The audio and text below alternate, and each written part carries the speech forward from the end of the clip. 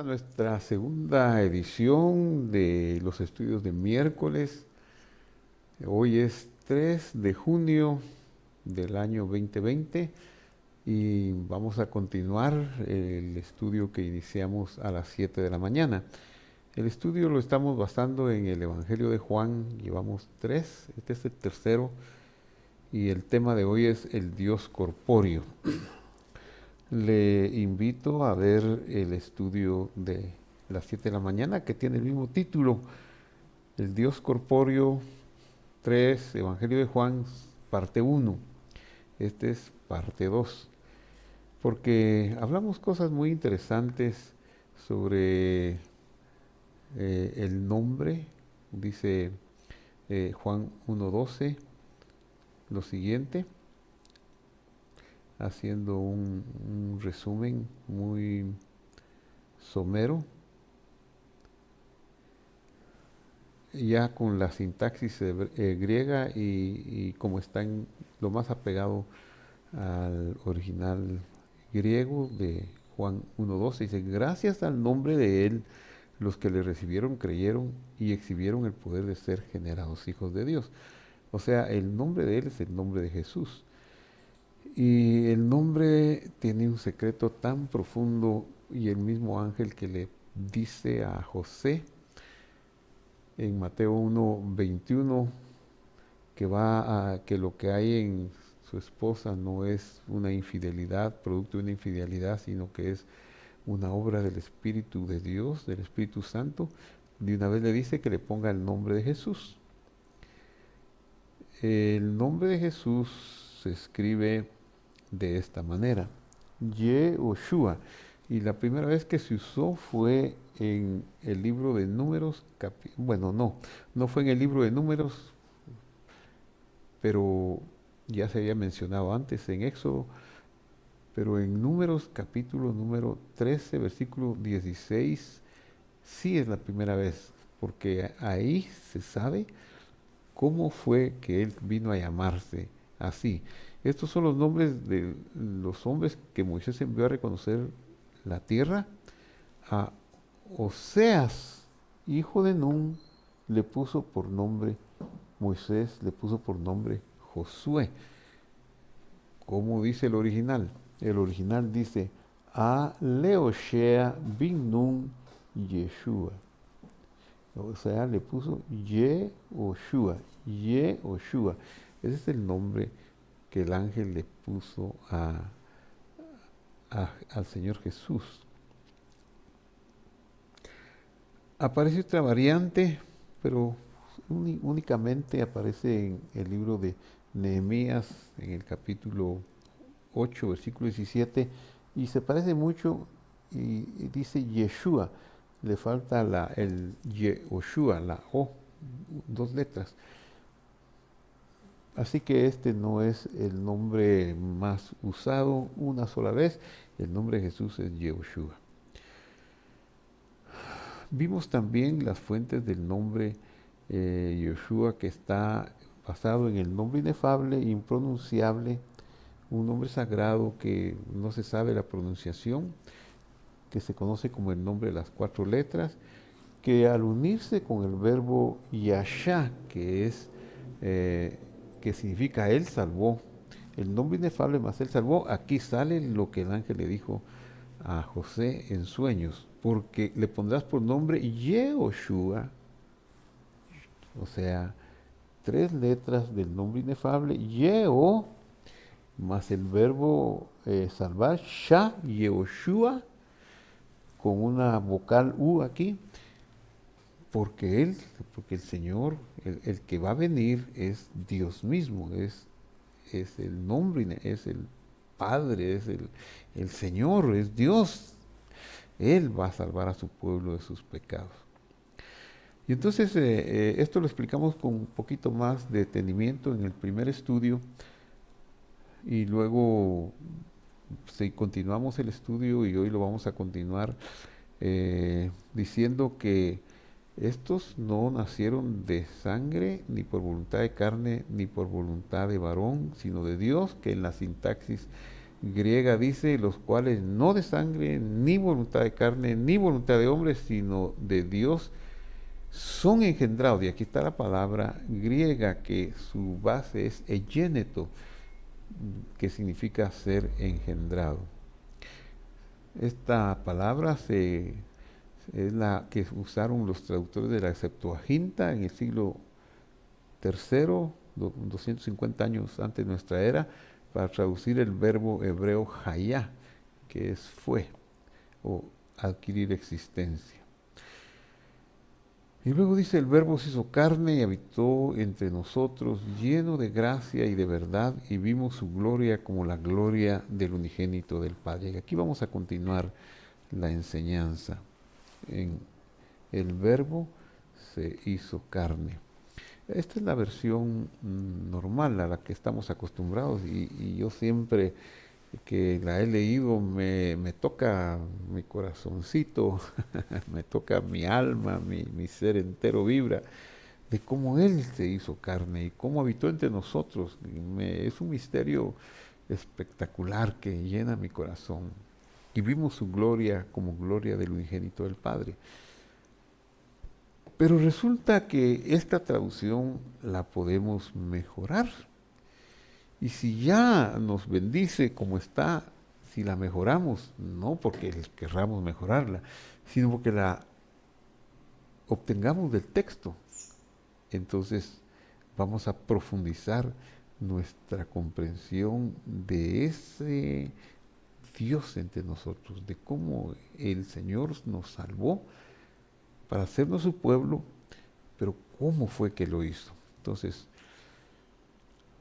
en Juan vamos a desmenuzar el versículo.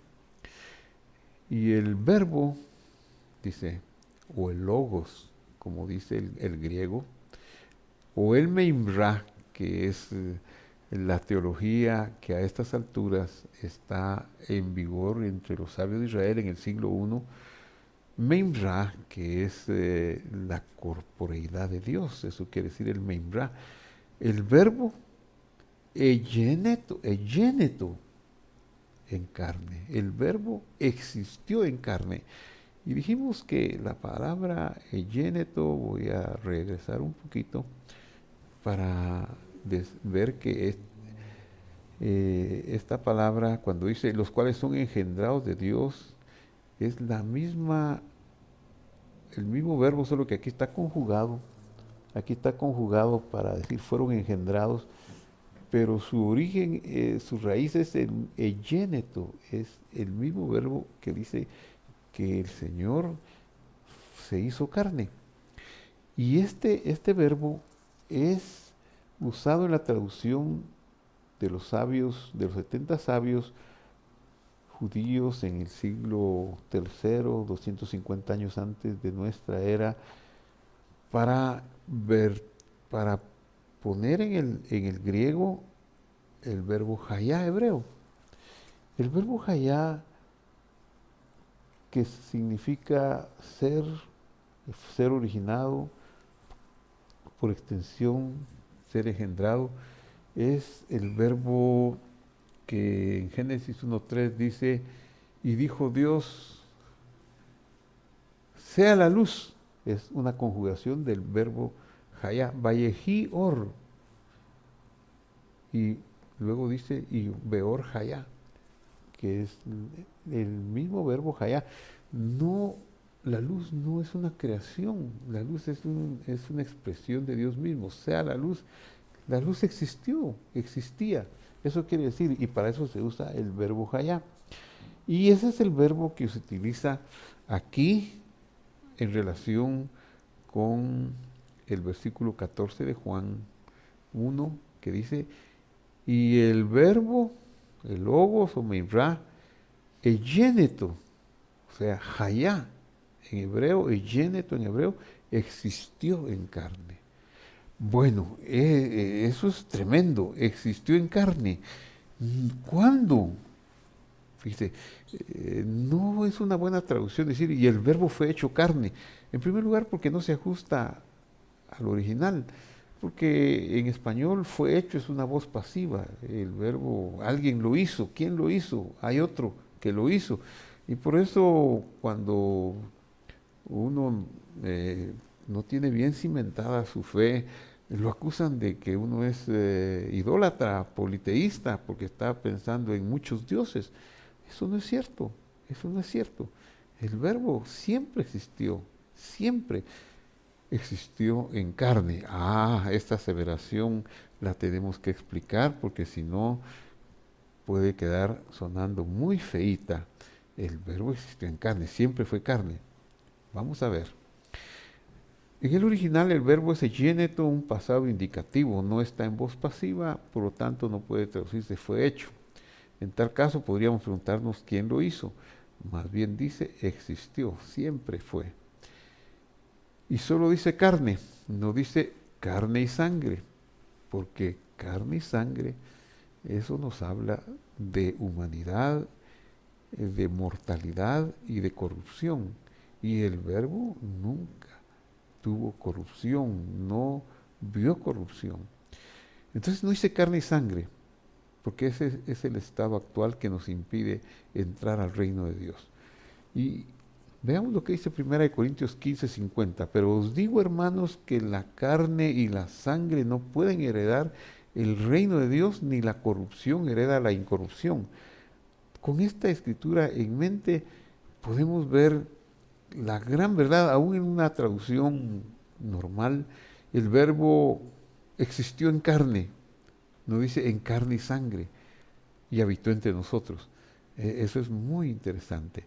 Ya la traducción mejorada, y el verbo existió, la corporeidad divina fue, era carne, hayá carne, desde siempre.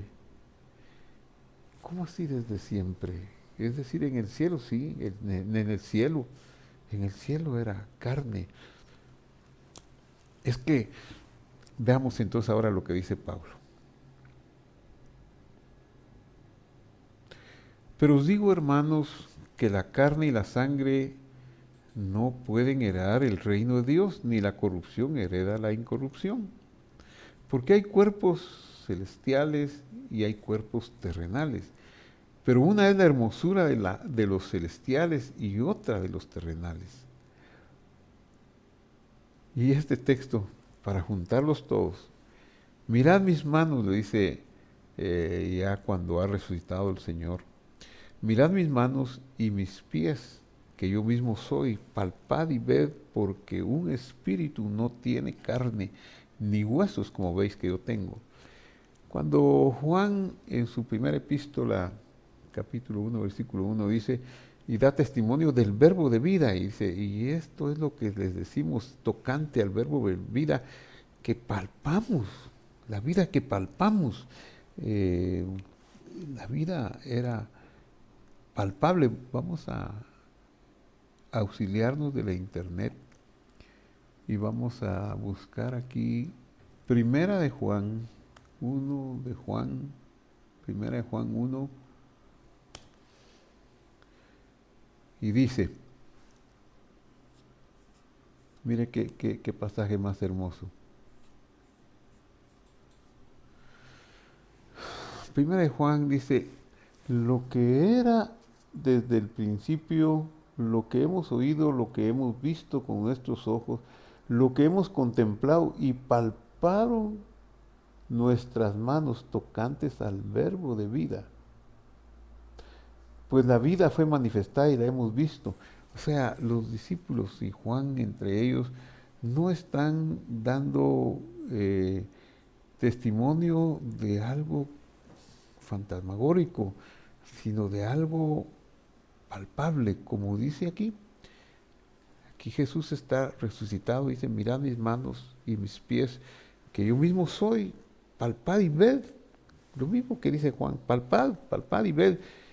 Porque un espíritu, ese concepto de espíritu a que se refiere aquí, es el concepto de las religiones humanas, de religiones orientales y aún las religiones occidentales, de que el mundo espiritual es algo intangible, algo que no se palpa, que no se ve, que no se escucha, que a saber qué es como una dimensión aparte. Pero no, el mundo, el lugar donde Dios vive, el otro lado, ese es el verdadero, pero es algo tangible, es algo palpable. Pues ahí está Él presentando un cuerpo, pero curiosamente, mira lo que dice, un espíritu no tiene carne ni huesos, como veis que yo tengo. Él tenía carne y huesos, él comió con ellos un pez y miel. Él se presentó ante ellos en varias ocasiones después de resucitado, ya perteneciendo a ese mundo espiritual, a ese mundo de Dios, al otro lado de Dios. Porque el cuerpo de Dios, entonces, ¿cuál es el cuerpo de Dios? El cuerpo de Dios es el cielo, lo que conocemos como el cielo. ¿Y de qué tamaño? Pues es más grande que el universo y que infinitos universos juntos. Así es su cuerpo.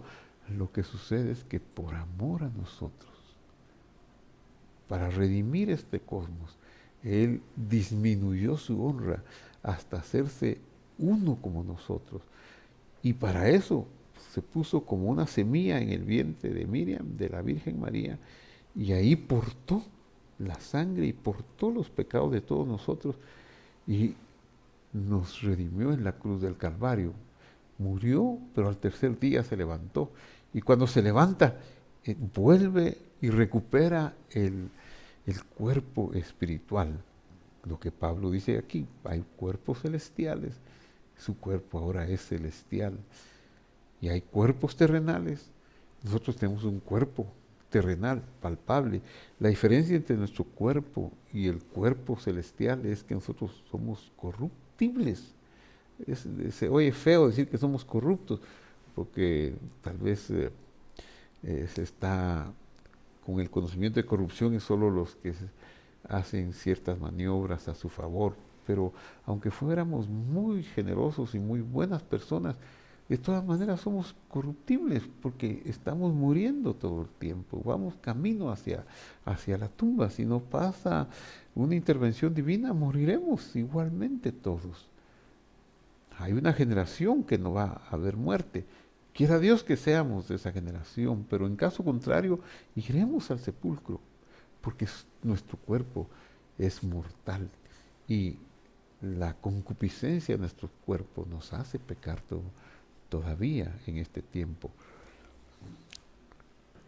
Así que anhelamos ser vestidos de esa inmortalidad y de esa incorruptibilidad. Muy bien, entonces hablando del verbo, qué cosa tan extraordinaria. Veamos Hechos capítulo 2, 31. Y viéndolo antes, habló de la resurrección de Cristo, del Mesías, del ungido.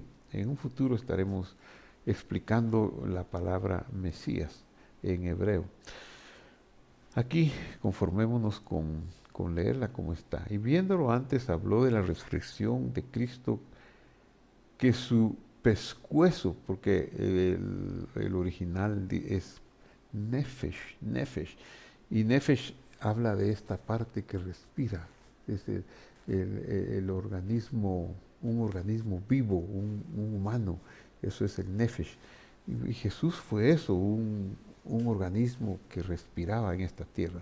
Entonces, viéndolo antes, hablando de la resurrección de Cristo, que su organismo vivo no fue abandonado en el sepulcro, ni su carne vio corrupción. ¿Por qué? Porque ya cuando fue al sepulcro él había derramado lo que había aportado el pecado, que era la sangre. Recordemos que sin derramamiento de sangre no se hace remisión. Entonces, debemos entender, queridos amigos, que lo celestial es palpable. Y cuando dice que el verbo existió en carne o en cuerpo, no está diciendo que fue humano. Él siempre fue divino. En ese tiempo, sí, llevaba sangre, pero aún portando la sangre con todos los pecados, desde Adán hasta el último hombre que exista en la tierra, Él no pecó, como se declara. Tentado en todo, mas sin pecado. No pecó, jamás pecó. No está diciendo que sea humano entonces cuando dice que existió en carne. Para ser humano habría tenido que tener carne y sangre generada en este mundo. Por eso Él, cuando vino, ya venía con carne, con huesos celestiales y portó la sangre para redimirnos. Seguimos y dice Juan 1:14, la parte B del versículo para desglosarlo. Y puso su tienda entre nosotros. Él, el nombre que se le da a su habitación entre nosotros es que Él el verbo es equivalente al verbo poner, levantar una tienda, que hay como la tienda del encuentro en el desierto, donde Dios se encontraba con los hijos de Israel. Ese es el mismo sentido. Puso su tienda entre nosotros lleno de gracia y de verdad. Su cuerpo es llamado su tienda.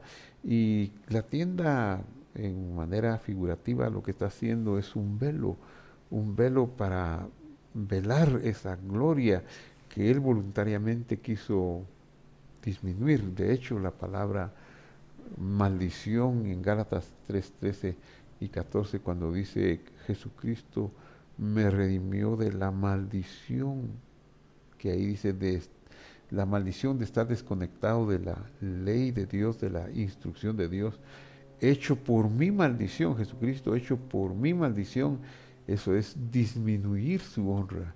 Cuando dice hecho, se hizo maldición, es disminuyó su honra.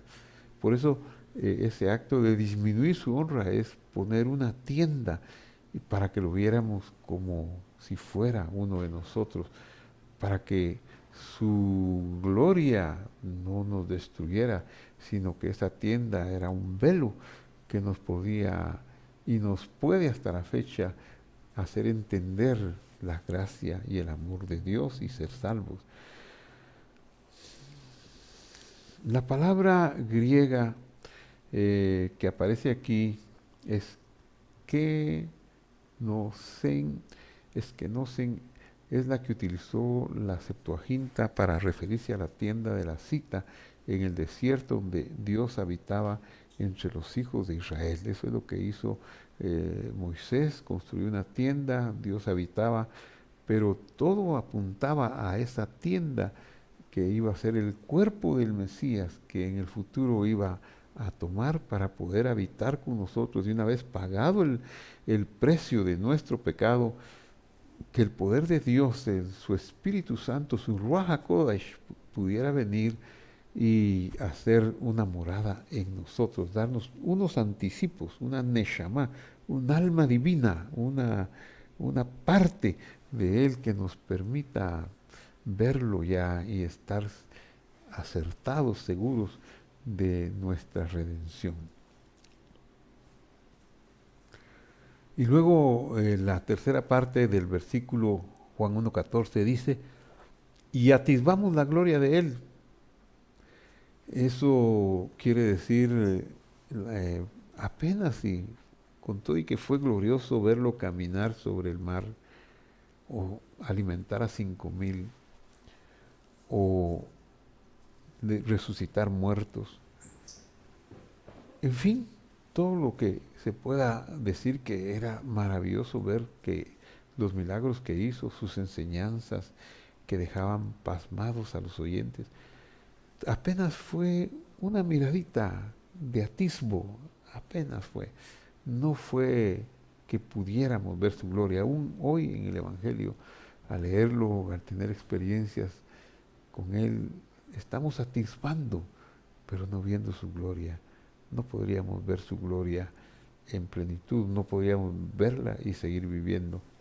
Pero dice, atisbamos la gloria de Él, gloria como monogenético, como uno con el Padre, como uno. El Padre es el conjunto de promesas, el conjunto de leyes, de mandamientos que se quedaron en el cielo mientras Él venía a la tierra para cumplir con todo ello. Por eso esa unidad entre Él y esas leyes y esa palabra divina que estaba en el cielo era única, como dice aquí, un monogenético. Esta expresión monogenético para Dios, para el Padre, se traduce así. Monogenético del parte del Padre. Mono significa único, solo, y genos significa existencia o generación. Lo que dice esta expresión es que el origen de Logos, del Membra, es de una sola naturaleza, un solo gen. Cuando Él nace de una mujer en este mundo, lo que tenemos que entender es que Él fue injertado y sembrado en esa mujer como una semilla, pero con su propia característica, su propia genética. No cabe entonces en este sentido la palabra unigénito, porque unigénito podría ser que hubiera otros, ¿verdad? Pero no, es uno con el Padre, Él es Dios, ¿verdad?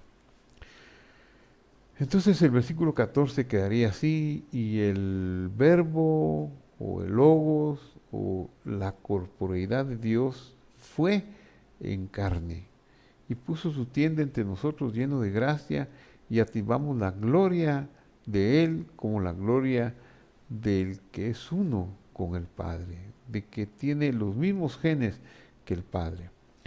Y cuando dice gracia y la verdad, lo que estamos entendiendo aquí es lo que se define al Padre, Abba, el Abba. En hebreo la palabra Padre se dice Ab, y en hebreo el artículo para definir al Padre sería con una letra antes de la palabra, sería Aab, que es una letra que se utiliza para el artículo y se pega a la palabra. Entonces, si Aab es padre, Aab es el padre. Pero aquí, ¿cómo sabemos que es arameo? Porque en arameo, que es una lengua prima hermana del hebreo, pero no son iguales, utilizan las mismas figuras de letras, pero no son iguales. Entonces el artículo, a diferencia del hebreo, va al final con una letra como esta, A, y que suena como una A. Entonces, Abba es el Padre en arameo. Abba es el Padre. En hebreo sería Aab el Padre. Pero como la teología a estas alturas que está escribiendo Juan se ha desarrollado y el Padre viene a ser el conjunto de lo que se considera como la gracia y la verdad, es todo lo que tiene que ver con la ley de Dios. La verdad, ¿qué es la verdad? Dijo Pilatos. ¿Y qué es la verdad? Se preguntan muchos. La verdad es todo lo que tiene que ver con la ley de Dios, con la instrucción, con la Torah de Dios, con el fluir del manantial de la vida, de la mente de Dios hacia nosotros. O sea, la instrucción, la Torah. Eso es la verdad. Pero hay otro concepto. Son dos conceptos. La verdad y los mishpatim. Los mishpatim son los procedimientos de que habla la verdad. Por ejemplo, eh, la verdad es honra a tu padre y a tu madre. Y eso es, los mishpatim sería ese procedimiento de honrar a padre y madre, cómo seguir los negocios de la vida, como no robar, no matar, etcétera, etcétera, son los mishpatim, procedimientos, leyes que uno tiene que vivir. No se trata de algo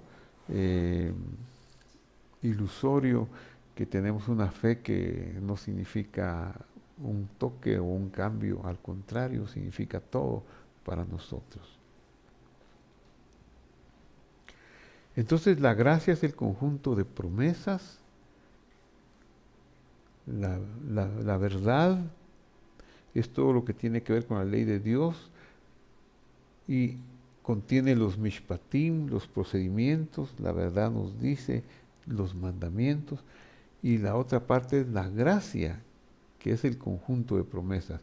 Estos no son mandamientos, en hebreo son denominados hukim, hukim. Cuando en Éxodo capítulo 15, versículo 26, dice, y dijo, si escuchas y escuchares todas las palabras de Dios, todos los mandamientos de Dios, y prestares atención para hacer lo recto ante sus ojos, y dieres oído a todos sus hukim, y prestares atención a todos sus hukim, es decir, a todas las promesas, lo que Dios ha prometido. Dios prometió que habría de venir en carne y lo cumplió.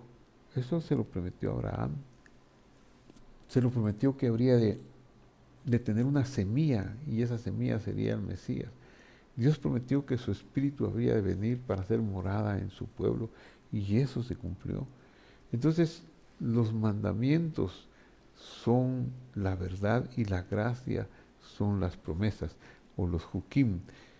El sinónimo de los hukim o de las promesas es el brit o el pacto que fue entregado a los patriarcas. Muy bien, hemos llegado al final de este estudio, y el nombre que aparece aquí es el nombre de Yehoshua, y lo vamos a meditar, lo vamos a ver.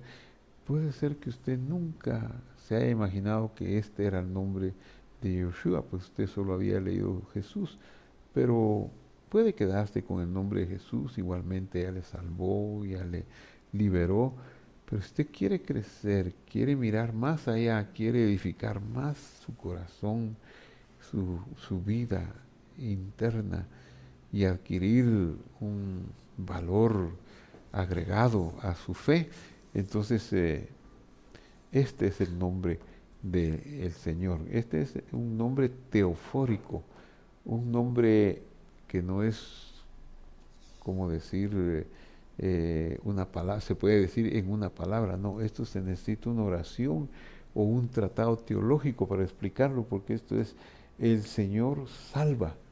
Y el ángel dijo a su pueblo sus pecados, y nosotros podemos decir muchísimas cosas más, porque eso es este nombre. Yud, Hei, Vav.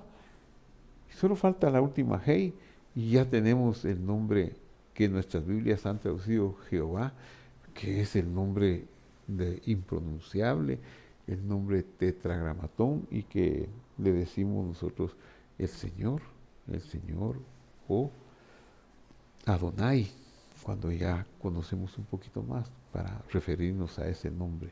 Entonces, el Señor salva. Pues hoy necesitamos que Él nos salve. ¿Y que nos salve de qué? De la ignorancia, que nos salve de las enfermedades, de los temores, de las angustias que enfrentamos, de cuánta cosa negativa ocurre a nuestro lado. Padre que estás en el cielo, te damos gracias porque no nos dejaste sin el nombre, nos dejaste el poder del nombre de Jesús. En su nombre está escrito, nosotros alcanzamos salvación, y nada se puede alcanzar si no es por ese nombre, Señor.